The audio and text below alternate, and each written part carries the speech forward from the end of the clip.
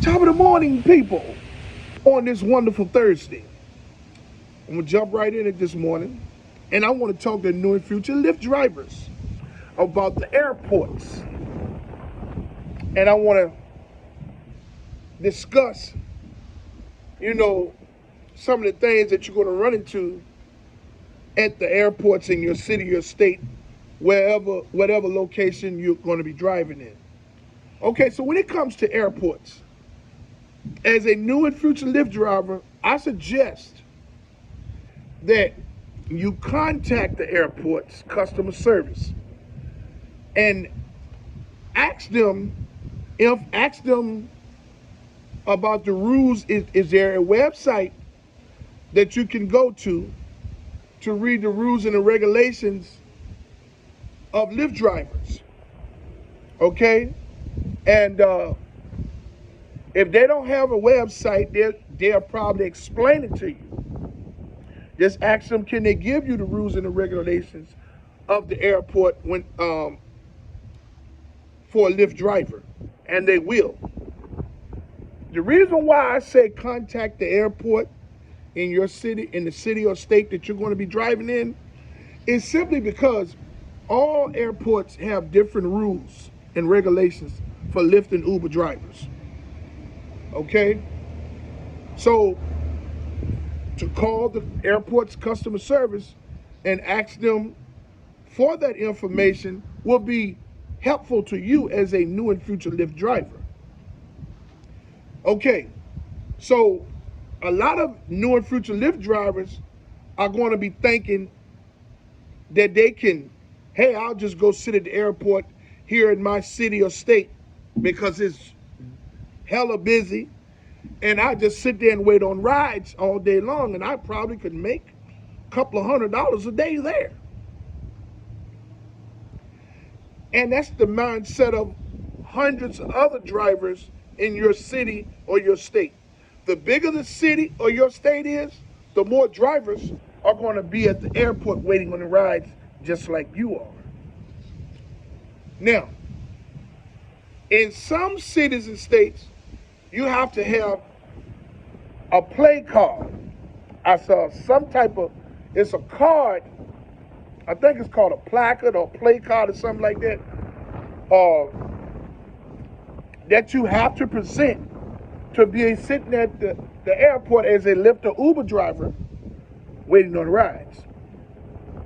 Most airports have a particular place where the Lyft and Uber drivers is to park and load passengers. Okay?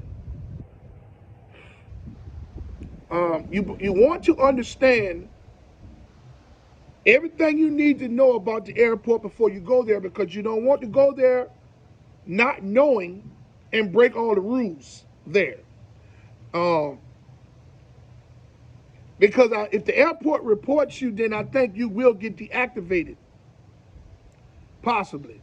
Or the airport will stop you from coming there if you can't follow the rules. Now, for those of you who think you're just going to be just every day, just drive to the airport, and hey, you're just going to be sitting there and you're just going to be getting rides one after another. When you get to the airport, the Lyft algorithm, which is the computer that controls millions of drivers, which is the computer that sends you your rides as you out there driving on the Lyft platform, puts you in a queue. So there may be another 59 drivers in front of you waiting on a ride. To go to the airport and sit there, you'll be there for hours waiting on trips. That's not profitable. Yeah, you may get a tipper that may give you a few extra dollars every now and then. You may even get a big tipper every now and then. You may even get a customer that may needs to get to another airport in another location and may offer you a couple of $100. But you can't depend on those all the time, because all the time you're not going to get them. Okay? Some of the time you may get them. You may luck up and get a good tip. Sometimes you may luck up and run into somebody and they say, hey man, driver, I have to be in such and such by such and such time. If you can get me to this airport, which is 2 hours away, in a reasonable amount of time, I'll give you a couple of $100. You got to weigh your options, because you know if you take that trip, right, for that couple of $100, you got to make it make sense. Because if you're going to drive somebody 100 miles away for $200, that means you got to come back 400 miles. You got to figure out if that's worth it. But if you think that you can take that $200 and run that person up there in an hour and a half and come on back an hour and a half, then hey, you made $300. I mean $200, whatever. You know what I'm saying? A lot of the airport fares are not, the trips coming out of the airport are not profitable. Now, this may vary depending on the city or the state that you're driving in and the size of the airport, okay? When it comes to sitting there waiting for hours for a trip from the airport, it's a waste of time, in my opinion. Everybody has their own way that they like to drive, and if that's your strategy, then I understand it. That may be working for you in your city or your state. The airport there in your area may be profitable due to the size of it, okay? Now, when you get to new and future Lyft drivers, when you get to the airport, you will be placed in a queue. And you're going to sit there and you're going to wait until you get a ride. Now, if you're not sitting at the airport and you're just driving on a regular day for a couple of hours, you may pick someone up from home that's going to the airport. And when you get to the airport, sometimes they will throw another ride at you. It's somebody at the airport. Now, when they throw them rides in the queue, you can't really see where they're going because it happens quick. When you drop the customer off that you took to the airport, you're going to maneuver to the destination in the airport that the other passenger is waiting to get picked up at. When you pick that passenger up and you clear that trip, that trip might be going 2 hours away for $70. If that happens to you, just turn around and tell the passenger, excuse me, ma'am or sir, I can't take that trip. It's a 2-hour trip. I'm not going to be able to take this. I apologize, but I'm not going to take a trip for 2 hours for this little bit of money. You know what I'm saying? Well, the passenger is not going to understand it, but because Lyft charges them one fee. So if Lyft paying you $70 to take somebody 2 hours away, they probably pay Lyft about $280 for the trip. So my advice would be to just turn around and say, yes, this is a 2-hour trip. I'm not going to be able to take this. I apologize. And just leave it at that. You probably don't even, to be honest with you, I suggest that you don't even say that you're not going to take the trip for the low amount of money. Just don't take it. Just say, yes, I apologize. They threw this trip in my queue when I got to the airport. And as I picked you up and I cleared it, I see it's a 2-hour trip. I can't take it. So I'm going to cancel it, and they'll just probably send it to another driver here that's going to take it. That's all you can do. Remember, if you drive someone to the airport, drop them off, and you get another ride thrown in the queue, and you pick that person up from the airport. And when you clear to proceed, you see that it's a 2-hour trip, and it's or it's an hour and a half, and it's not profitable.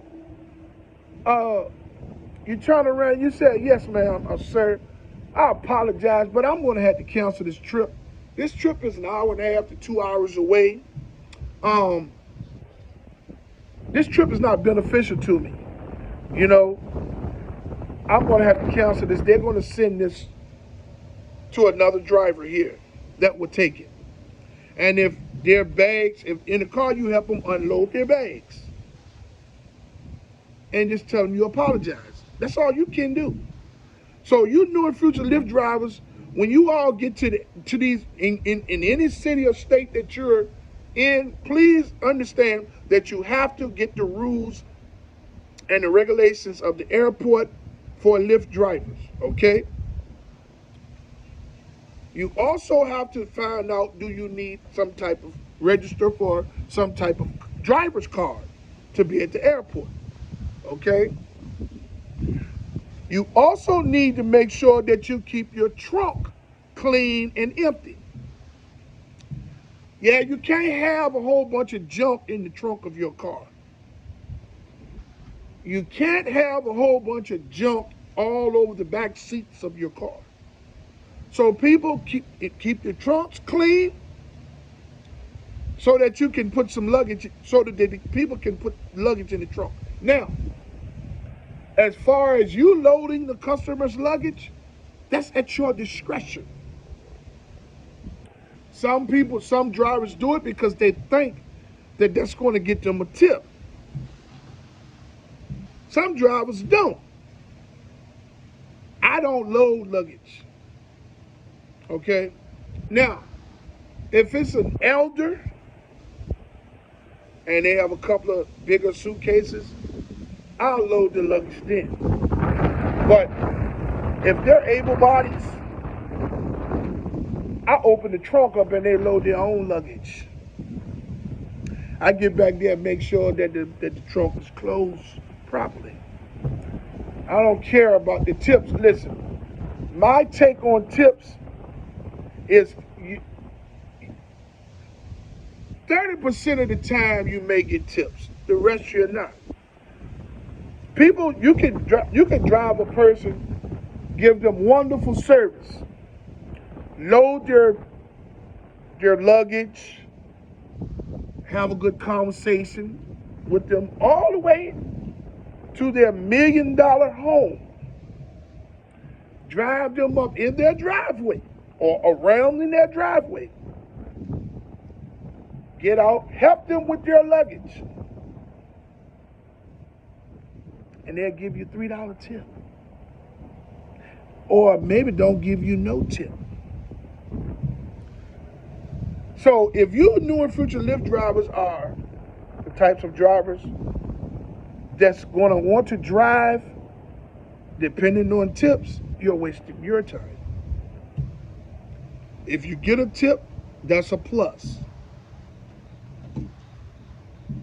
But don't just drive and break your back to get tips, because the way Lyft has tightened up the algorithm so that they can receive the majority of the income from the driver's labor for cheap pay, they take all of the profit out of the people wanting the tip, because they're charging them massive amounts of money on their end, but paying the drivers very little cents per mile.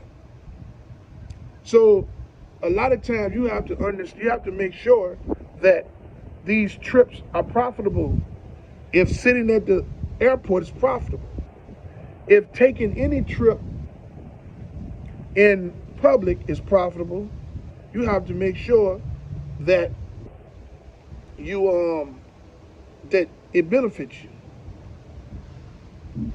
So I just wanted to leave this video today to talk to you all about airports, and to find out that I give you some information, that can help you along the way as you know, you pick up. See the airports. You don't know who you pick. In general, you don't know who you're picking up as a Lyft driver. But at the airports, you don't know. You don't know where. Half of the time, if you get a ride thrown in your queue, if you can't determine where that trip is going or if it's going to be profitable, reject it.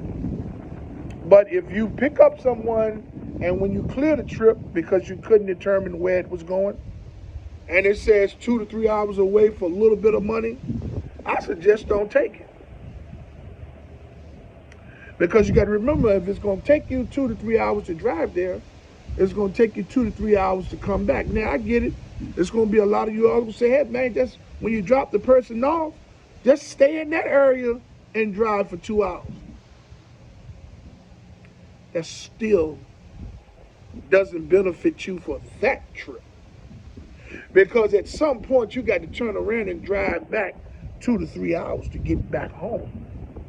So how much money you make there still don't matter. Then that means you took that 2-hour trip for damn near nothing. So I just wanted to talk to you all today about airports and give you all some type of understanding as to how to approach airports as the newer future Lyft drivers.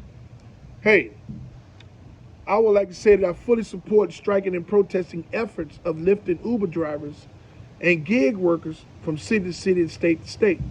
I commend you all for your unselfish approach to fight for change. I stand with you 100%. I would like to say to all of those who have subscribed to my channel to like, subscribe, and hit the notification bell so you can stay in the loop for my latest videos. Hey, I'm going live 2 days a week now.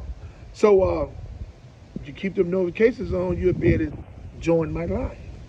And we can have us a good old conversation. Maybe over drinks. All right. I would like to tell you all that I love you. I hope you all love me back. Hey, man, love somebody today. Love. Somebody that you don't know, love them. You know what I'm saying? Spread this love around. That's what we need out here in this world. Instead of tearing people down. You know what I mean? To all my fellow drivers, keep them doors locked. Keep your head on the swivel. Stay out of them bad areas.